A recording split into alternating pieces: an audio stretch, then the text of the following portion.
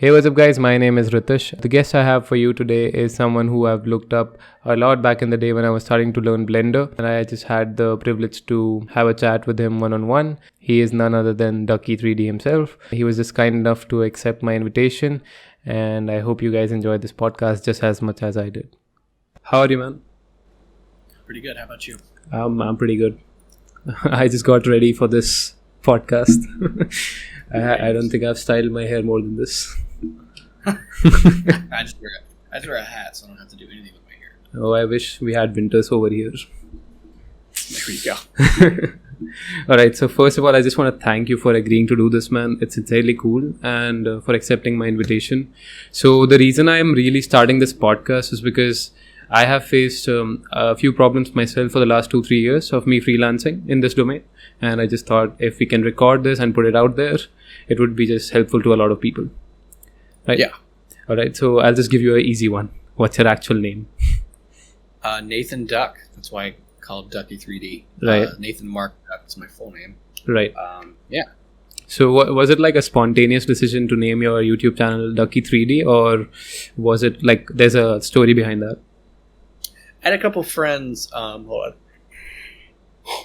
I had a couple friends that called me Ducky, and then when I had a couple of YouTube channels before where I was just doing random things, and then I was going to name this channel, and it was like Ducky 3D. That sounds kind of fun. It rolls off the tongue, so I decided, we're gonna call Ducky 3D and make it easy. All right, that makes sense.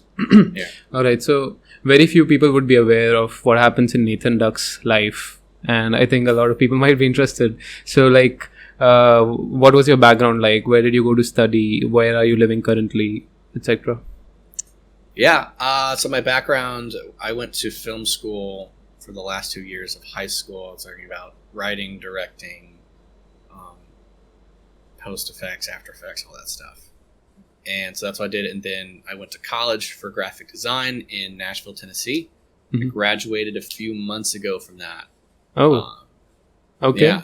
So I graduated a couple months ago, got my degree in graphic design, and staying in Nashville, Tennessee. It's a fun little area. I mean, I won't be using the degree because I have the YouTube channel, and as I was in college, I was growing the YouTube channel. But yeah, that's my background. Oh, that I relate with that a lot because I'm in my third year. I'm entering my third year, and I'm in animation and game design. So I'll be graduating like 1.5 years from now, something like that. That's awesome. Right. Yeah. So, if you were pursuing graphic design, how did you get into Blender?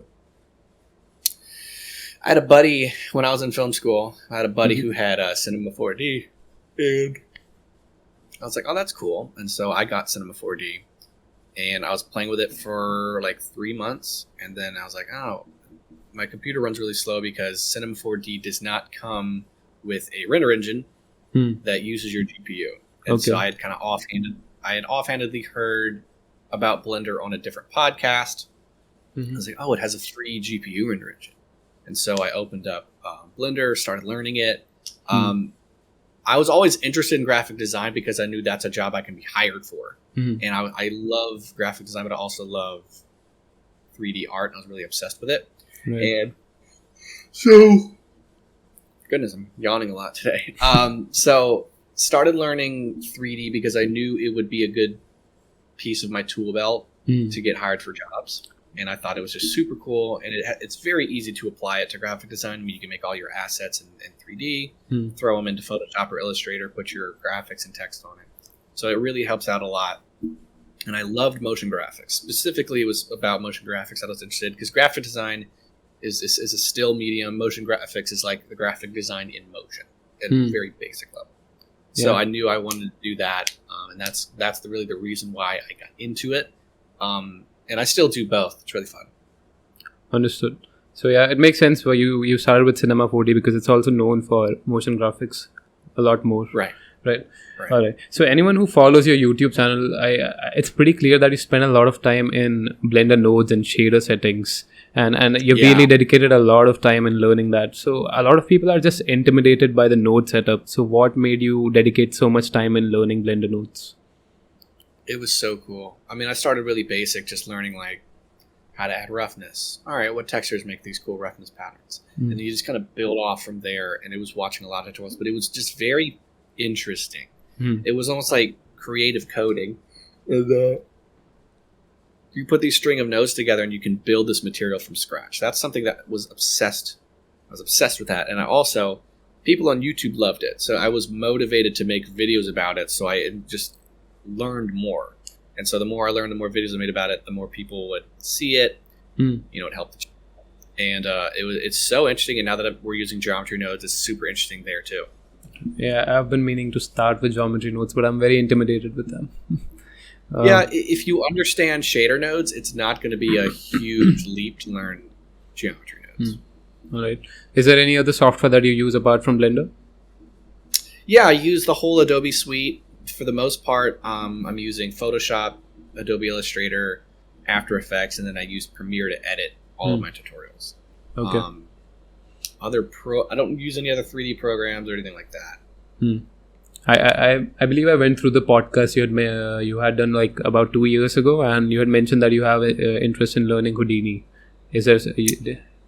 Yeah. I'll probably never get around to it. That's the truth. Okay. But mostly because my job is to learn Blender and make videos. Right. So because of that, it's a lot to juggle time-wise, and I'm still learning. Like, I'm still watching Blender courses. I'm still learning as much as I possibly can, so I can pour it back into my own content. If I was just a freelancer, I didn't mean to say just a freelancer. It made it sound small. If I was freelancing, I would be trying to learn Houdini. Yeah, it's still an interest of mine. Maybe when I'm older and I'm retired, maybe pop into that. But right now, okay, I just don't have the time. Yep. Makes sense. All right. So I think you have one of the biggest YouTube channels in 3D community when you purely talk about numbers. So what do you think worked out for you on YouTube? Like, was there a particular video that sort of blew up, or did it always work out from the very start? It was slow. It took me a year to get 1,000 subscribers, but it was really, I got lucky with the timing of making tutorials. It was right when Blender 2.8 was coming out of 2.7, I guess. Is that what it would be? Back when they first introduced the Eevee render engine in beta. Okay. So I started making tutorials in beta. And then so I just made video, like really cool video after really cool video, and I would put Eevee in the title. And I used Eevee because I was making tutorials on a laptop. I got some comments like accusing me, but like, oh, you only put Eevee in your title for the views. It's like, yeah, that's true, but it's also out of convenience because my computer cannot handle cycles. And if you're trying to record your screen, you need to be able to see what you're doing. Cycles just wasn't going to cut it. And so I was just making motion graphics in the Eevee render engine while it was in beta. Right. I was making those tutorials, and people ran to them because Eevee was this really cool new thing. So that gave my channel like its first boost. So after 1,000 subscribers, it took maybe 3 months to get 10,000. So there was really quick after that. So then first it was like the Eevee boom, and then people really liked the node setup videos. So those really helped out. Just abstract loops, really interesting things like that helped out. So it wasn't like one viral video, which I'm actually very happy about. A lot of times if you have one viral video or like one viral song, it's hard to keep that going. So for me, it was like one really good video, another really good video. So it was like, instead of getting a video that got 1 million views, I would get a video that got 20,000 views, 30,000 views, 20,000 views, 40,000 views, where it was like little small, this was all I had like 10,000 subscribers. So those are huge numbers for a channel that size. Right. They're even big numbers for channels with 100,000 subscribers in the community. So it was really just like a bunch of little ones, and people really came to my channel because me and, I'm going to say his name wrong, but Midge Cianave, he goes by Mantisa. It was me and him at that time were the only ones making like motion graphics and like abstract tutorials. He was doing like these hour-long streams, and I was doing very similar, but in like bite-sized YouTube tutorials. And so that's another reason why the channel was successful, because I was making videos for a niche that nobody else was doing. Right. Now people do it a lot more. I think I'm the biggest channel still doing abstract stuff, but I think that's the biggest thing is I was making tutorials that were very similar to like everything you saw in the Cinema 4D community, but I was the only one doing it in the Blender community. Yeah, and so I think that's what allowed me to grow the channel as quickly as I did. Understood. All right. So like, how do you even come up with these crazy ideas? Like, I'm just if I just go through the thumbnails of your video, where do you usually go for inspiration? Instagram and Pinterest. Okay. So I follow a lot of artists on Instagram. Then I scroll my recommended feed. I look at their art. I save it. I analyze it. Then I also go and scroll a lot on Pinterest and save things. And then, so that's one of the ways where I'll see something cool. I'll try to recreate it. And then I go from there and I make it mine. And then I'll make a tutorial from it. Or if there's a new feature, I'll play with that new Blender feature, a new tool. And then as I'm building, I'm like, oh, here's an idea. I'm going to build something around that idea. And those are typically from scratch, but anything an artist makes from scratch is because they're pulling those ideas from their brain from things they've seen. So everything is inspiration. So yeah, that's kind of how those videos come out. So like, does it not get very tiring after a single point? Like coming up with these ideas and you have to push every week. I mean, audience is going to wait. The way I look at what I do is I'm an artist whose the way he presents his art is teaching it. So I make something that I think is really, really cool. And then I'll make a video about how I made it. So for me, I think if I was making tutorials like every week, oh, new tool, let's teach you how to make this tool. Let me teach you how to use this tool. I think that might get tiring for me. I think for some people it wouldn't. For me, that would be very tiring. But so my YouTube channel is very much like, here's a really cool animation. And if you want to make this, if you think it's cool, you can watch this tutorial and learn all the steps I took to make it. So that's why it's not tiring, because I'm just being creative. It's not like boring stuff. I think every day I get so excited to make a really cool video. Like if I see a piece of art, I'm like, oh, that's cool. Let's see how to make that. And they're like, oh, this tool created this thing. Let's make something else with that tool that makes something else really cool. And that like energizes me. Some people get really tired. I think like recently CG Matter said he feels like he's kind of contributed all of his knowledge to YouTube, so he's not making tutorials anymore. Right. So I'm not contributing knowledge to YouTube. I'm contributing designs and ideas and like, oh, you can use this tool to make this thing, but you can use this tool to make this thing. 2 different pieces of art. I'll teach both. Like I have no issue with posting a tutorial and then posting a different tutorial, and I use the same tools in both tutorials, but I did not make the same design. Right.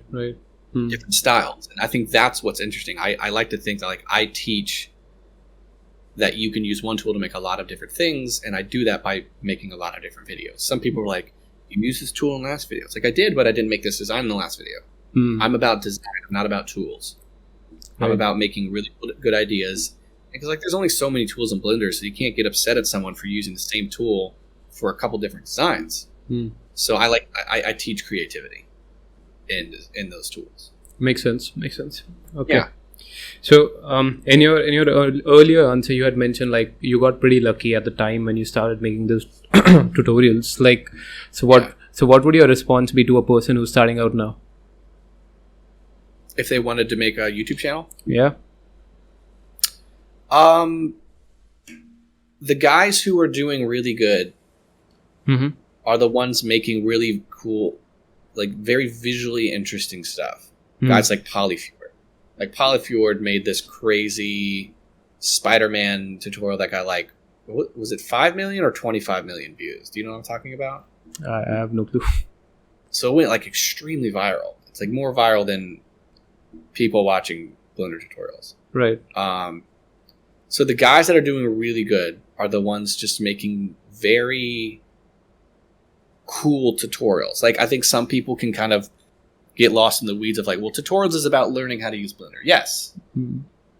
But the guys that are successful on YouTube, they're not making content for someone who's trying to learn Blender. They're making content for people who already know how to use Blender, but they want to make videos for people who want like, I don't know what to make.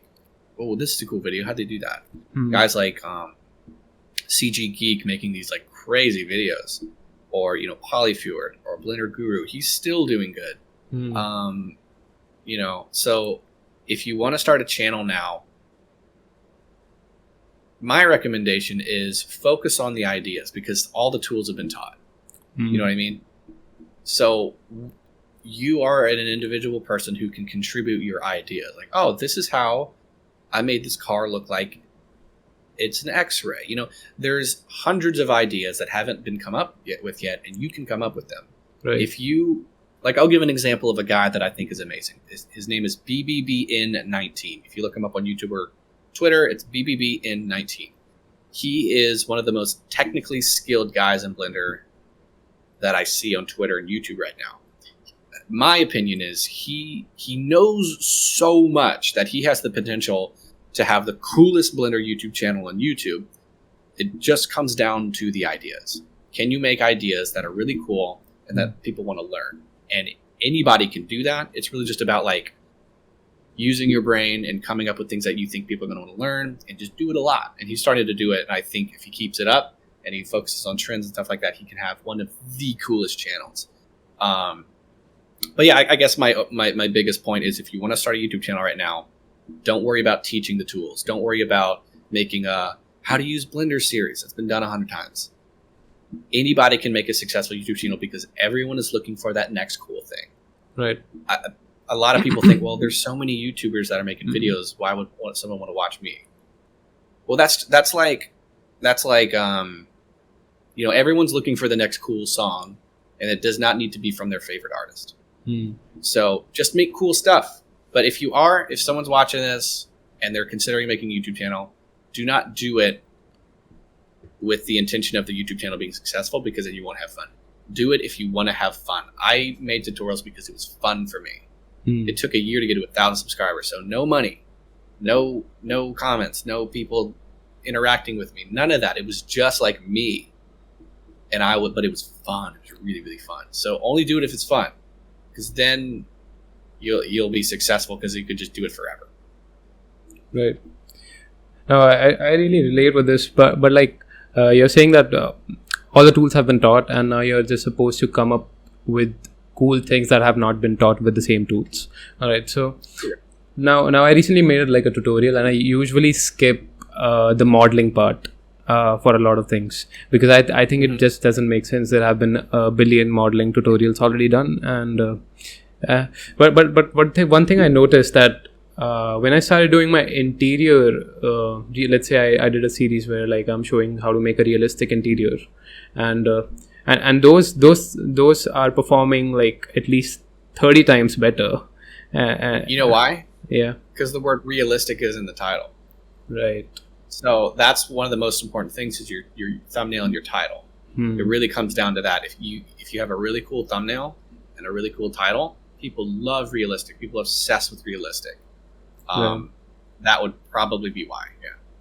Understood. All right.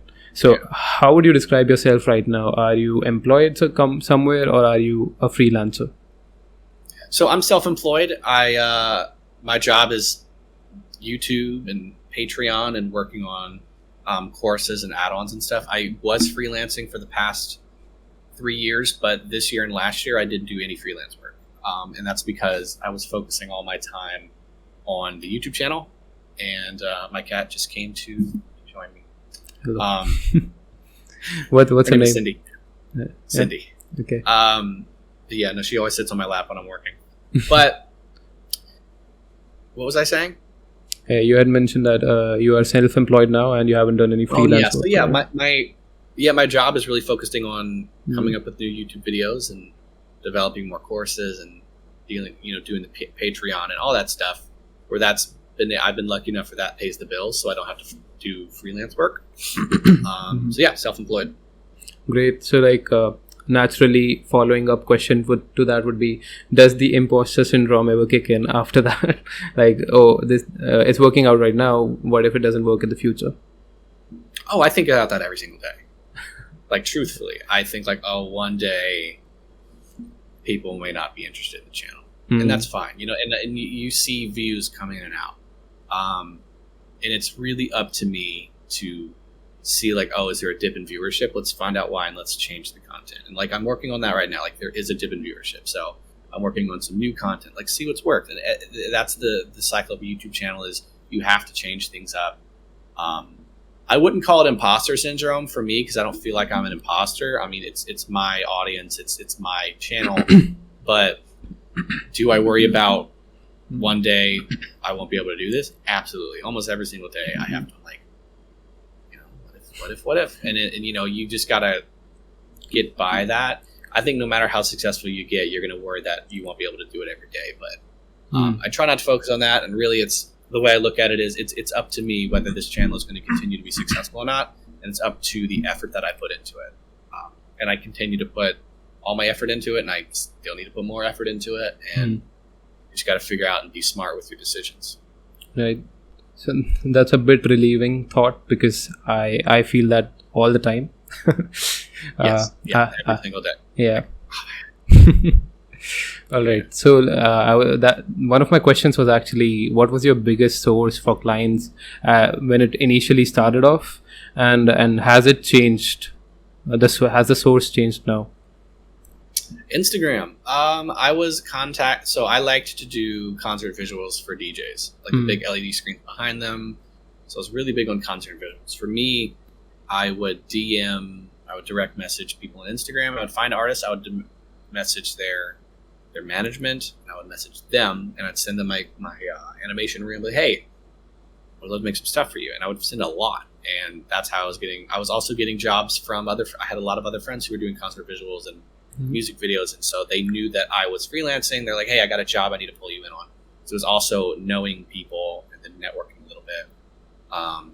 But yeah, I had a pretty good following on Instagram, so I was able to pull in clients from that, and I still do. I don't take a lot of jobs now, only really just the fun ones. But it was really just Instagram and then having other friends that are connected as well. But then did YouTube eventually contribute to that? Oh, for sure. I would, but all of those people who found me from YouTube, they'd message me on Instagram. So it worked from that too.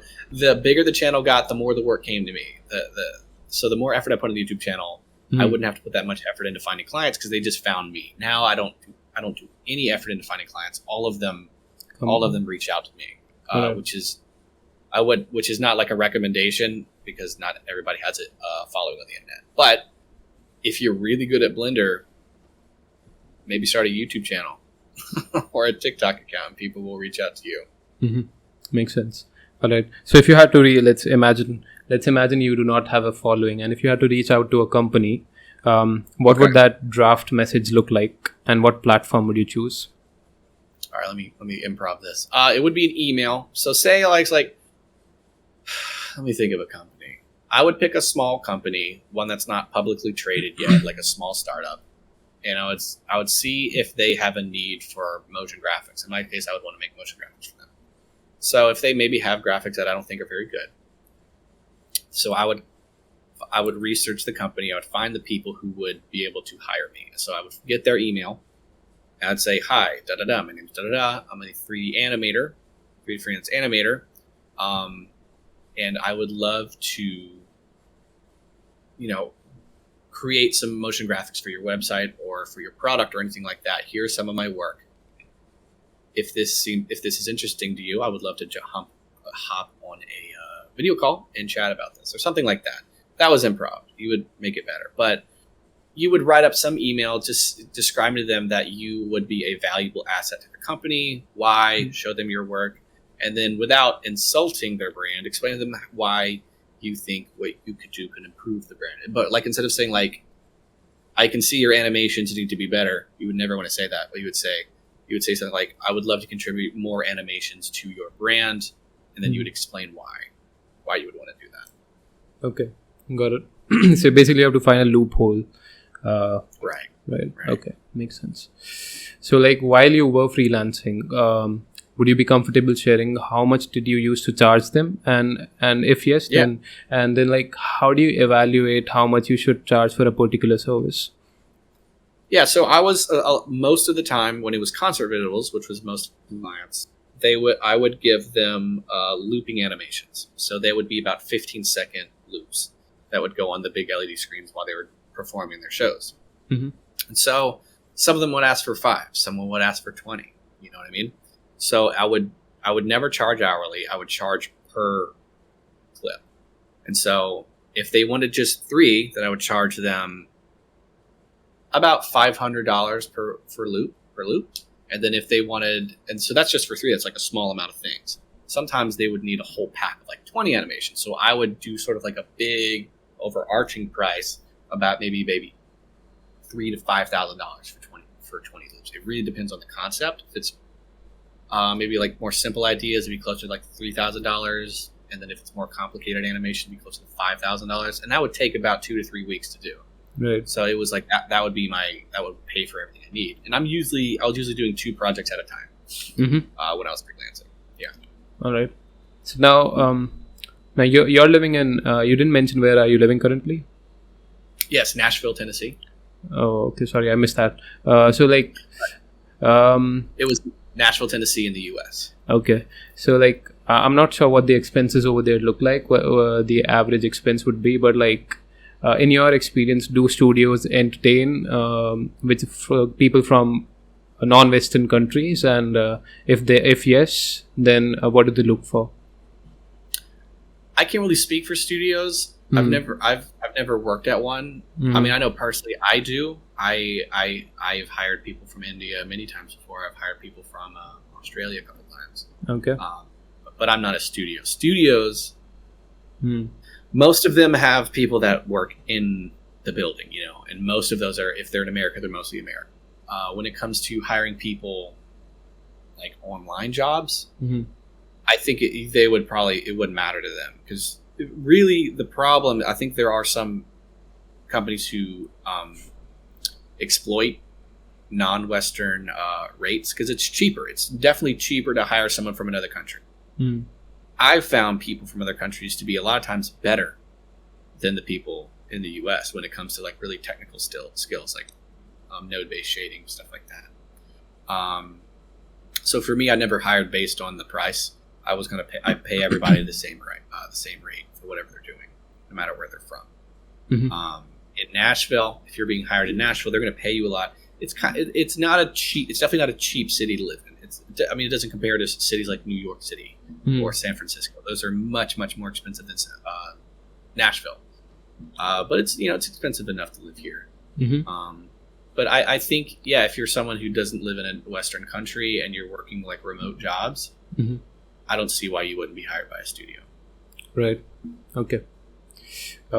So what's one project that you're very proud of? Is there any project like that? Yeah, I worked on some concert visuals for this guy. He was a DJ called Symbionic. I think it's Symbionic, something like that. And I made these like really cool, very rustic kind of gear and grungy looking animations. And they were really, really cool, very vibrant, very neon. It was fun. It was really easy to work with him. All of my favorite projects are because the client was easy to work with. Some clients are a nightmare, and other clients are very easy to work with. And it really comes down to like the guys who have worked with other 3D artists before are easy to work with because they know what to say. A lot of guys, they don't know what they want. They're like, I want it to be this, this, and this. And then you give them exactly what they said. And they're like, oh, maybe I don't want that anymore. It's like, well, you don't know what to say. You don't know how to describe what you want. Right. Those people are a nightmare. You charge more for those guys. So, but yeah, I think Symbionic was maybe my favorite project in terms of freelance that I ever worked on. It was really fun. And great. What's the one worst experience that you had with the client? I had this one client. He did what I described. He asked for something. I gave it to him, and he's like, "All right, can we change these 2 things?" I changed 2 things. Those 2 things he asked me to change, he realized, I don't like that anymore.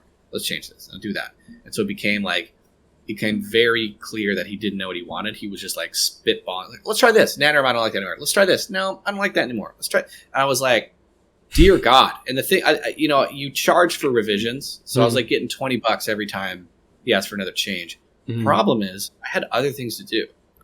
And so it just became a huge pain. And it was like a problem for him because then he was spending money every time he changed his mind. And it became like, there's been many times where it pushed me to being furious at these guys. And it's like, God, I can't wait. And here's the thing. The cheaper the client, the more pain they're going to be. When you find clients that are paying you $5,000 for 30 clips, Right. Those guys are easy to work with.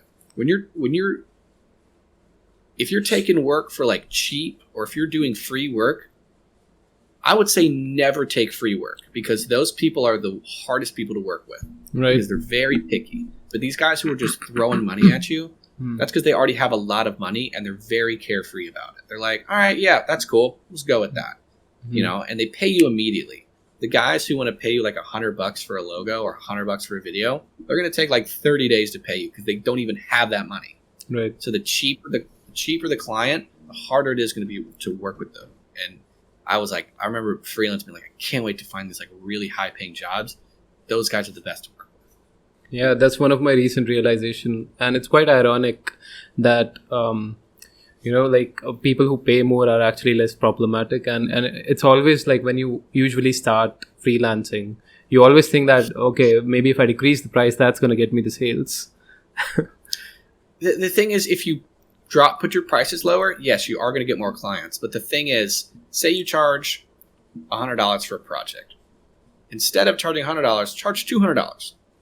Well, what if you get less clients from that? Well, if you say you get 4 clients a month and you charge $100 for those 4 clients, you make $400 that month. Well, let's say you double your price. Now you charge $200 and you lose 2 clients. Now you only have 2 clients left. You're still making the same amount of money, but you're doing less work. So there's kind of the trade-off. Right. So every time you up your prices, you will lose clients. But the ones you keep are making up that price difference for the ones you lost, and then you find more people that are willing to pay that rate. That's how you kind of upgrade your clientele. And that's going to take a while, but you will be happy about it. I mean, I know guys making $20,000 for logo designs and branding, and that's just one project for that takes like 2 months to do. That's $20K. That's $10K a month.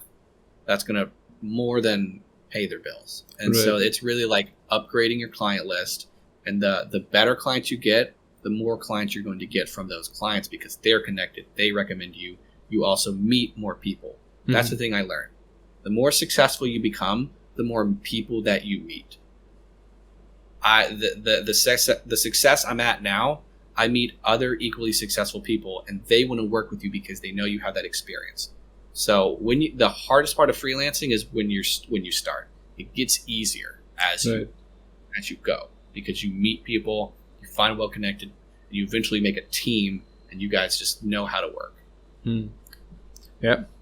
I'm somewhere in the middle of that ladder.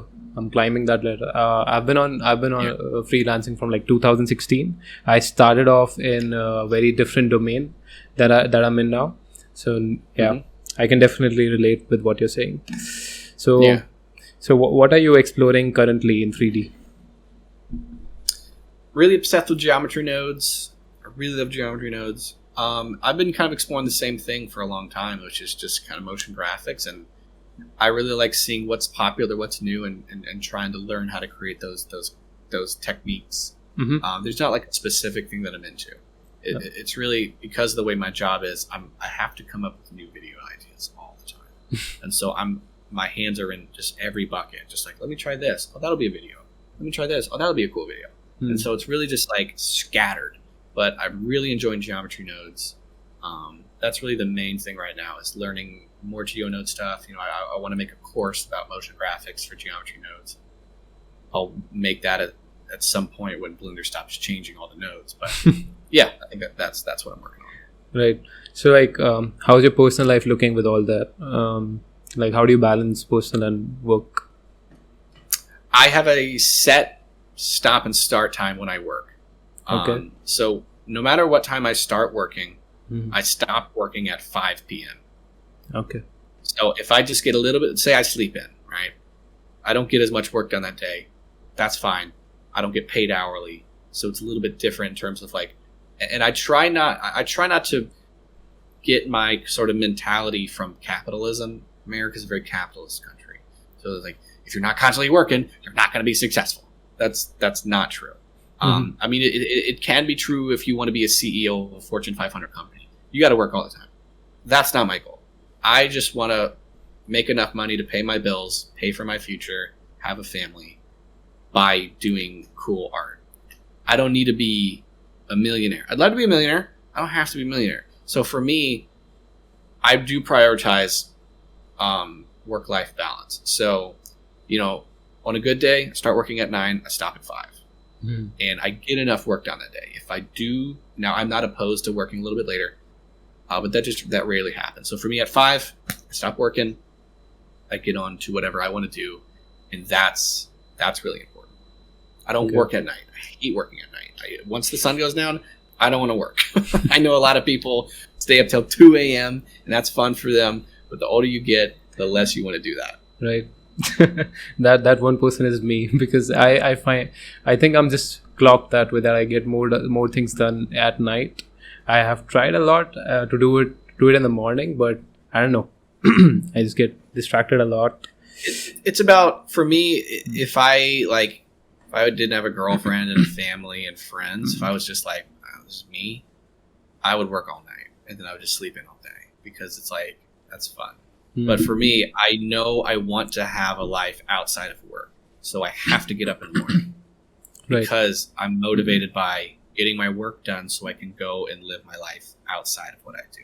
Now, I love what I do, but the thing about having a cool job where you get to make art, or you get to make music, or you get to do whatever you've always wanted to do, it's not all fun. When you start making money, there is going to be a part of that job that is work. And for me, that's like, okay, I got to plan for videos. I have to edit. I have to deal with paying taxes, making sure everything's tagged. I have a business manager that I have to talk to for all that stuff.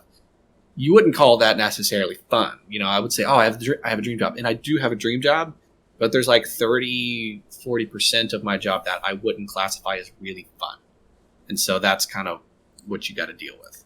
Right. All right. So what's your one advice to someone who's starting out as a freelancer now?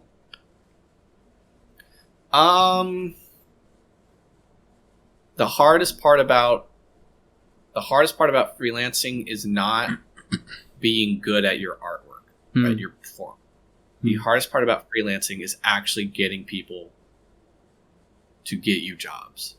And so I would work on making friends who are successful. I would work on, cold emails. I would watch lots of YouTube videos about how to get clients, because there are people who are way worse than you at art that are making way more money than you because they know how to meet people and get those jobs. Right. Maybe this is controversial, but it is more important to know how to get jobs than to be good at doing those jobs. Because if you look at companies like Netflix or Facebook, the people working inside those companies, they do the bare minimum, especially in tech.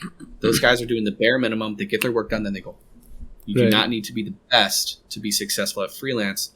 You just need to know how to network. Networking is the hardest part. So if you want to start out in freelance, you do need to have really, really cool work, but everyone has cool work. It's not hard to make cool work. It's hard to get clients. And so that's the hardest part. So focus mostly on that. Like I remember in college, they said, don't focus on the classes that are easy.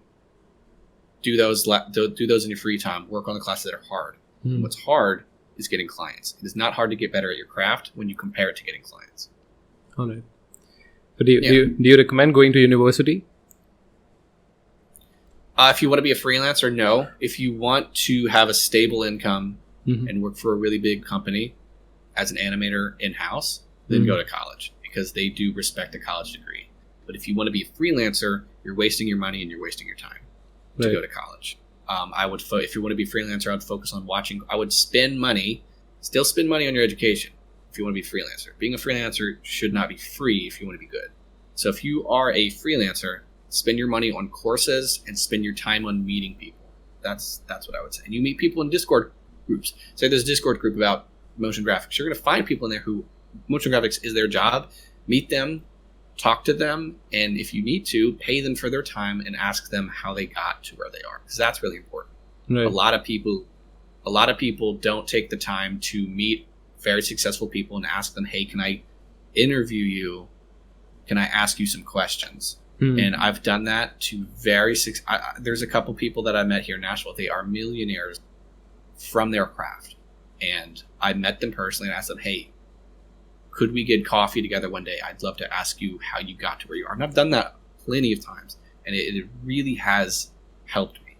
And a lot of times when you do that, those guys want to continue to know you.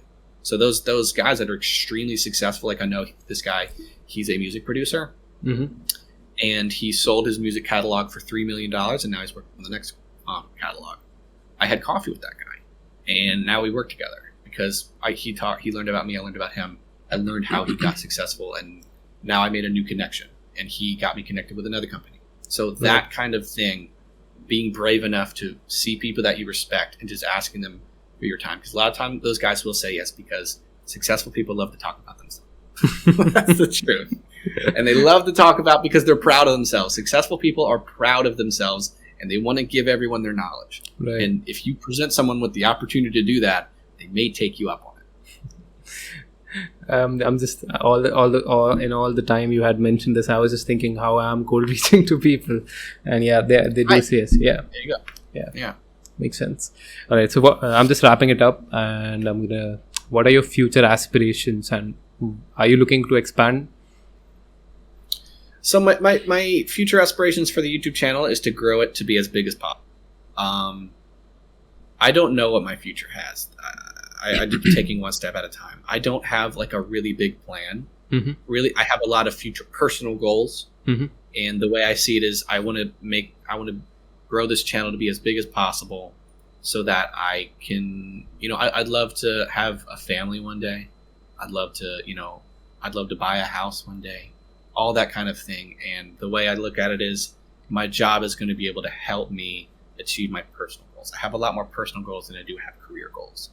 What I'm doing right now, if I was doing this for the rest of my life, I'd be happy because I make really cool videos. I have a really cool community on Discord and Patreon, and I love working on add-ons and courses. It's so fulfilling to me. And if I just do that every day, that'd be happy. I'd love that. I have goals of like, I'd love to make this kind of course. I'd love to make this kind of course. I'd love to make these kind of videos on YouTube. I want to make more YouTube videos. I want to learn all these things. That's kind of my answers. I have a lot of personal goals mostly, and for me, the YouTube is just to continue to grow it, figure out how to keep my audience interested in what I'm doing, and make them happy. And right. And that's a bit refreshing for me to hear because it's very relatable. Like that someone is as overwhelmed as you are when you work on a daily basis. It's relieving. But that's all I had for you, man. I hope you had a good time and. I had a great time. Yeah. So I hope many people will find this useful, and most certainly I did. Great. All right. It's great to meet you, man. Yep. All right. See you, man. Thank you. Yeah.